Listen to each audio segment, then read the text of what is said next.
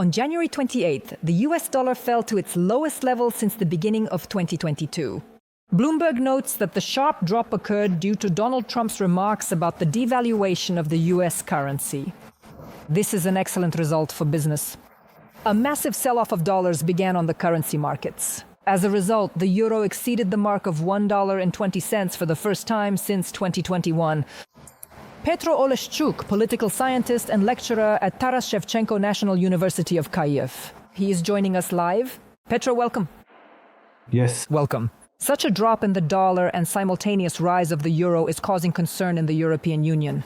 Why is that? What are they dissatisfied with? Well, I think once again this is primarily related to the exchange rate difference, which directly affects the overall financial outcome.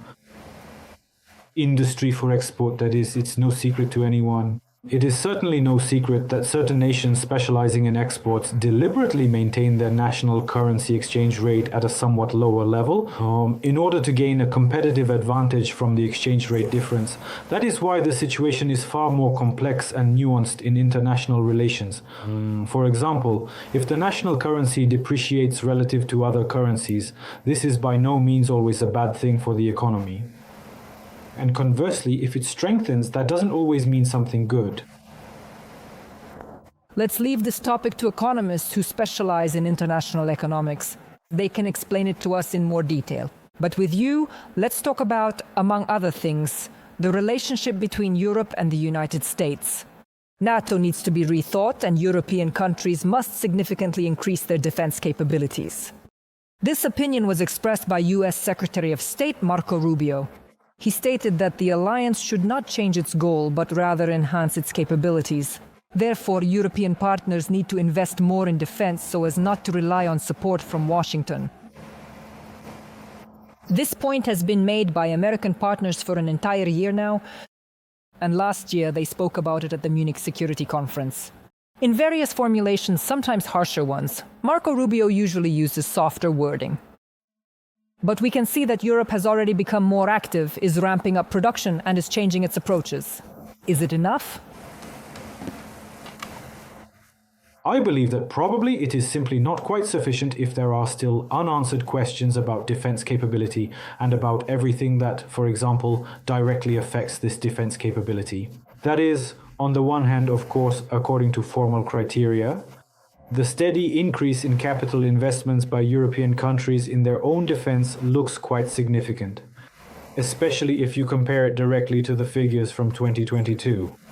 Back when European defense was generally in a neglected state. But, well, probably it's not enough. Probably all of this still needs to be developed. Again, it is necessary not only to focus on building up potential, but most importantly, not to be afraid to use that potential appropriately when it is needed. For example, France recently demonstrated an appropriate result when it successfully seized tanks from Russia's Shadow Fleet. If other European countries had supported this collective action, it would have already impacted Russia's ability to carry out further aggression. That is, as Ukraine has shown, for example, with successful SBU special operations against Russian Shadow Fleet tankers in the Black Sea, which we observed as early as last year. In fact, all of this needs to be expanded and supported, and for example, if Russia is deprived of the ability to earn money. On exporting oil, well, that would already provide the necessary opportunities, for example.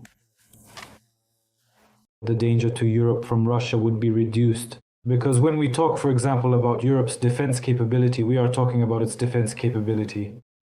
Well, obviously the biggest and most real threat to Europe is Russia, which regularly makes claims against European Union countries such as Lithuania, Latvia, Estonia, Poland, and Finland. These countries are direct neighbors of Russia. Accordingly, it is necessary not only to think about increasing military potential, but also to ensure that this potential meets modern requirements. That's the first point. And secondly, that the Russians understand there is the political will to use it at the appropriate moment should the need arise. And here, in any case, Europeans need to work closely with Ukraine because any European architecture will not be viable without Ukraine's participation. Well, regarding security architecture, Trump's special representative Steve Witkoff and the American president's advisor Jared Kushner will not participate in the new round of negotiations in the Emirates. They will be bilateral between Ukraine and Russia, reported U.S. Secretary of State Marco Rubio. He said security guarantees for Ukraine between Washington and Kyiv are agreed, but they need to be approved by Russia. He did not add anything further. The most difficult issue in the negotiations remains the territorial question. Petro, in your opinion, why are the United States essentially stepping back from this stage of negotiations? Well, to be honest, it's hard for me to say because I don't know how these negotiations are taking place, and no one does except for the participants themselves. Perhaps in this situation, the United States believes that they have fulfilled their mission, and now, as they say, there's nothing more they can add. Although, in my opinion, that's quite a questionable approach. It's a rather dubious approach. In any case, everything will ultimately come down to the United States. Why? Because Russia has consistently shown in the past and continues to show now that it does not respect the sovereignty and independence of Ukraine. But it obviously does respect the sovereignty of the United States.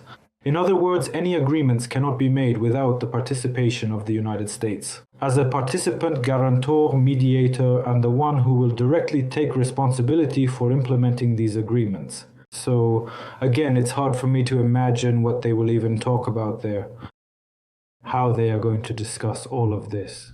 But in any case, the participation of the United States at the final stage is still inevitable, because without the participation of the United States, none of this will make any sense.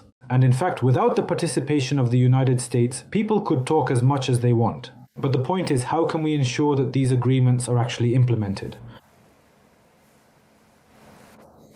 What I find interesting is the nuance that Ukraine says, we will sign an agreement with the United States, and then the United States will have a separate track to talk with Russia.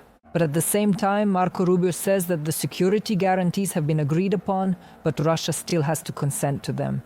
So what is the value of the agreements we are supposed to sign with the United States if Russia hasn't agreed to them yet? Will the United States wait for Russia's approval on every single point? I can't answer that question for you because I don't quite understand the logic of American diplomacy in this particular situation. But I do understand that in principle, if you wait for the Russians to agree to every relevant point, it's unlikely you'll ever get anywhere. Because the Russians will consistently reject everything. For example, we know that the Russians reject the idea of deploying European peacekeepers on Ukrainian territory. They say that there should be no military contingents from any countries. NATO, we're against it. But obviously, this is one of the fundamental principles of future security guarantees for Ukraine. Well, in principle, if I were in the place of the United States and Western partners, I would simply present Russia with a fait accompli. This is the only type of relationship with Russia that is adequate.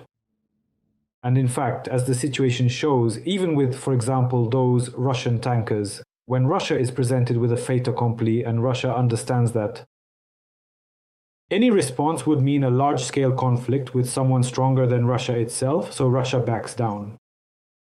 That is, they silently swallowed it when the Americans seized a tanker under the Russian flag, pretending that nothing had happened.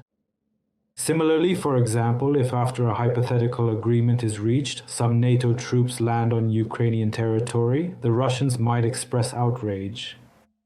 Or they might simply pretend that nothing happened at all. Because if you get outraged and do nothing, you look weak. That's why diplomacy with Russia is a bit different.